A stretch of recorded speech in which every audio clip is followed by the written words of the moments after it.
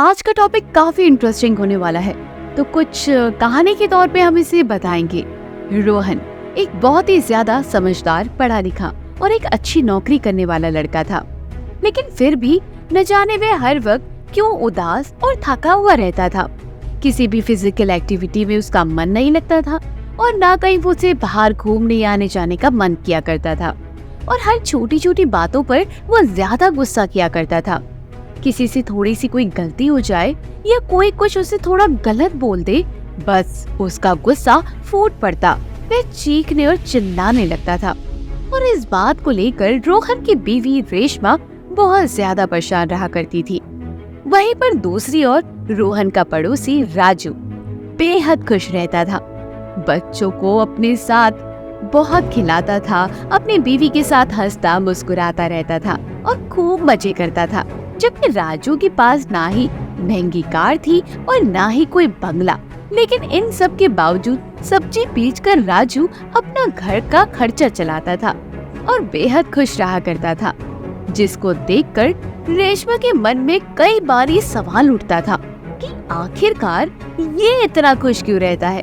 उसका परिवार तो हर वक्त इस तरीके से हंसता खिलखिलाता क्यों नजर आता है, जबकि उसके पास तो कुछ भी नहीं है और हमारे पास सब कुछ होकर भी हम इस तरीके से परेशान क्यों रहते हैं। तो चलिए आज आपको इसी का जवाब देने इस वीडियो के जरिए मैं आ चुकी हूँ। दरअसल राजू और रोहन दोनों एक ही उम्र के हैं और बचपन के खास दोस्त हैं, लेकिन रोहन राजू से उम्र में कई साल बड़ा दिखता है। उसके बाल भी पक चुके हैं, यानी कि सफेद हो चुके हैं, और उसकी गर्दन भी छिप चुकी है। दरअसल ये सब कुछ इस वजह से हो रहा है क्योंकि रोहन के ऊपर बहुत ज्यादा रिस्पॉन्सिबिलिटीज और स्ट्रेस है। रिस्पॉन्सिबिलिटी तो खैर राजू के पास भी है। राजू के भी 2 बच्चे, बीवी और माँ बाप हैं, लेकिन फिर भी राजू सब्जी बेचकर सबका खर्च उठा लेता है और सबको खुश भी रखता है क्योंकि राजू को मनी मैनेजमेंट आता है।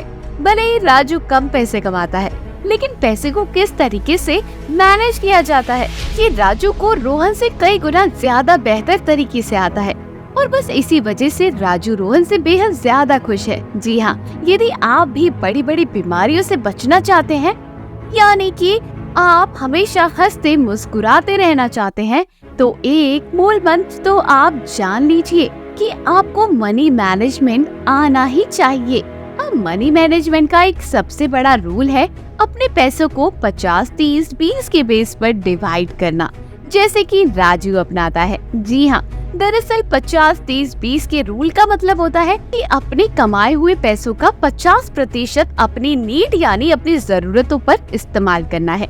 जैसे कि राजू मान लीजिए सब्जी बेचकर महीने का 25,000 कमाता है, तो सबसे पहले राजू को तो ये मान लेना है कि वे 25 की जगह 20,000 कमाता है, और सभी को यही बताना है कि वे सब्जी बेचकर महीने का कुछ 20,000 कमा लेता है। मतलब सभी को, यानी कि अपने परिवार वालों को भी ये सब बताना है। यानी राजू अपनी बीवी को भी यही बताता है कि वे मुश्किल से 19 से 20,000 रूपए ही कमा पाता है, जबकि राजू असलियत में महीने के 25,000 रूपए कमाता है। और अगर कोई सीजन आए तो उसे सीजन में राजू की अच्छी कमाई भी हो जाती है, यानी कि 25,000 से भी वो ज्यादा कमा लेता है। लेकिन ये सब कुछ राजू छुपाता है और फिर अपनी कमाई 20,000 ही बताता है।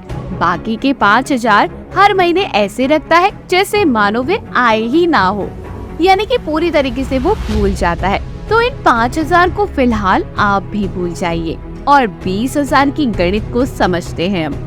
अब इन 20,000 में से राजू सबसे पहले 10,000 अपनी बीवी के हाथों के घर खर्चे के लिए देता है, जो कि घर की जरूरत है, जैसे सब्जी, राशन, पानी, बच्चों की फीस, माता पिता की दवाइयों पर और राजू की बीवी पर इस्तेमाल किए जाते हैं, राइट।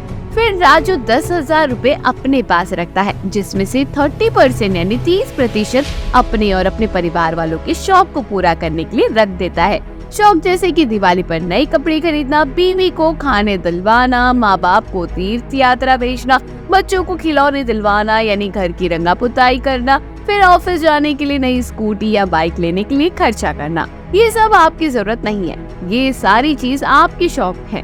तो अगर आप इस तरीके से अपने पैसों को डिवाइड कर लेंगे तो आपको लगेगा कि आपके पास आपके शौक पूरे करने के लिए सिर्फ इतने ही पैसे हैं।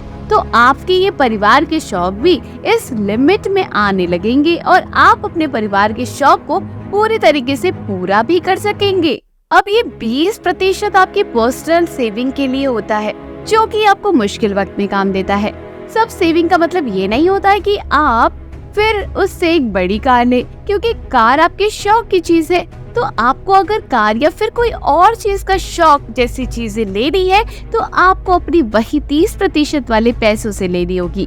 ये जो 20% रुपए आप सेव कर रहे हो ना, ये सिर्फ और सिर्फ आपकी मुश्किल वक्त में काम आने के लिए है। जैसे कि अचानक से कोई बीमार पड़ गया, आपकी जॉब चली गई, आप कुछ दिनों के लिए बीमार पड़ गए या कभी काम पर नहीं जा पाए, फिर कोई भी ऐसी बड़ी मुसीबत या फिर कोई बहुत बड़ा खर्चा जो बहुत ज्यादा जरूरी हो, जैसे कि अपने बेटे को कहीं विदेश भेजकर पढ़ाई करवाना हो या बेटी की शादी करवानी हो।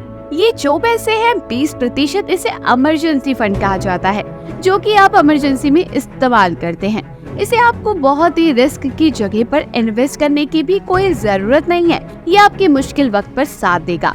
या फिर जब ये 20% वाला हर महीने जमा करने पर एक बड़ा अमाउंट जमा हो जाए तो आपके पास पैसों के लिए इन्वेस्टमेंट करने के लिए तो बहुत चीजें हो सकती है। यानी कि आप अपने दम पर पढ़ सकते हो, आप अपने दम पर अपना घर ले सकते हो, सोना चांदी गहना बनवा सकते हो, जो कि आपका एक इन्वेस्टमेंट भी होगा। लेकिन ऐसा इन्वेस्टमेंट जहाँ पैसे डूबने का कोई चांस नहीं है। अब बात करते हैं राजू के 5000 रुपए की, जिसे राजू हर महीने अपने पास रखकर भूल जाता है। उसके बारे में बात करते हैं। तो राजू को जो हर महीने 5000 रुपए मिलते हैं वो भूल जाता है। दरअसल उसे अपने धंधे पर इन्वेस्टमेंट करने के लिए वो सेव करता है।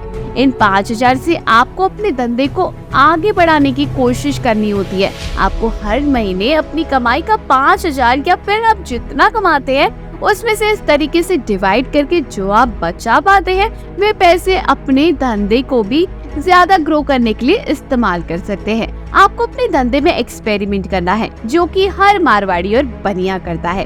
और शायद इसी वजह से, इसी तकनीक से वे बहुत ही ज्यादा ऊपर उठ चुके हैं। उनकी कमाई अब आम लोगों की बस की बात भी नहीं है। इसलिए क्या चल रहा है और क्या नहीं चल रहा है, अब सीखे और धंधे को आगे बढ़ाने की कोशिश करें। अब जो कि ये पैसे अपने घर वालों को बताए ही नहीं है कि आप कमाते तो हैं, इन पैसों के साथ आप रिस्क भी ले सकते हैं, क्योंकि ये पैसे इतने जरूरी नहीं है।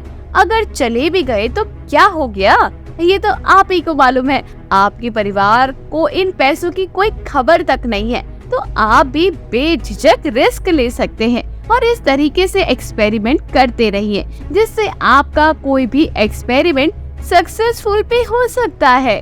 जी हाँ, ये मारवाड़ियों की मनी मैनेजमेंट की तकनीक है। इसी वजह से तो कहा जाता है कि क्योंकि मारवाड़ी 20,000 कमाता है, बताया था 10,000 है, जिसमें से 12,000 वे बचा पाता है। अब राजू भी यही तकनीक अपनाता है, जिसकी वजह से पूरा परिवार खुशहाली से जीता है। क्योंकि वे जितना सोचता है उसका परिवार, उससे ज्यादा उसके परिवार को मिल जाता है। लेकिन रोहन ठीक उसके ऑपोजिट करता है। वह जितना कमाता है उससे ज्यादा तो वो दिखाने की कोशिश करता है। अपनी स्कूटी बेचकर आ जाता है, फिर बच्चों को ईएमआई पर आईफोन दिलाता है, जिसकी कोई खास जरूरत नहीं थी। और सेविंग के नाम पर तो कुछ नहीं होता है। यहाँ रोहन 9 to 5 की कॉर्पोरेट मजदूरी न करने के विचार को हर रोज दफना कर मार देता है और फिर ऑफिस चला जाता है, क्योंकि वे जॉब छोड़ सके और बिजनेस कर सके। इतना रिस्क तो वे ले नहीं सकता। उसे पता है कि अगर वे बिजनेस में सक्सेसफुल ना हुआ तो उसका क्या हाल होने वाला है, क्योंकि इस जॉब के भरोसे ही तो उसने इतने सारे लोन ले रखे हैं, इतना सारा शो ऑफ किया हुआ है। और बस इसी शो ऑफ की टेंशन में वह अपनी जिंदगी को पूरे तरीके से खो देता है। यानी कि लाइफ इंश्योरेंस नहीं कर पाता, हर वक्त उसे काम की चिंता सताती रहती है। और बस यही शो ऑफ मारवाड़ी नहीं करते हैं, ना कि बनिया भी नहीं करते हैं। जैसा कि राजू ने किया, तो वह राजू बहुत खुश है। और आप ध्यान से भी देख रहे होंगे, इसी 50, 30, 20 के रूल को उसने अपनाया और वह खुश भी रह रहा है। तो हम अब मिलते हैं अपनी नई वीडियो के खास टॉपिक पर। अगर आपको इस वीडियो में कुछ समझ आया तो कमेंट सेक्शन में जरूर बताना। फिर इसी तरह की हम खास वीडियो आपके लिए लेकर आएंगे। तो तब तक के लिए आपको अलविदा कहते हैं और हम आपसे एक छोटी सी रिक्वेस्ट करते हैं, चैनल को सब्सक्राइब करें और बेल आइकन को प्रेस करें, जिससे हमारी आने वाली नई वीडियो का नोटिफिकेशन आप तक जरूर आ जाए। तो कमेंट में जरूर बताना कि आप 50-30-20 रूल इम्प्लीमेंट करोगे या नहीं करोगे। करोगे तो अपना लाभ पाओगे, नहीं करोगे तो नुकसान पाओगे। धन्यवाद।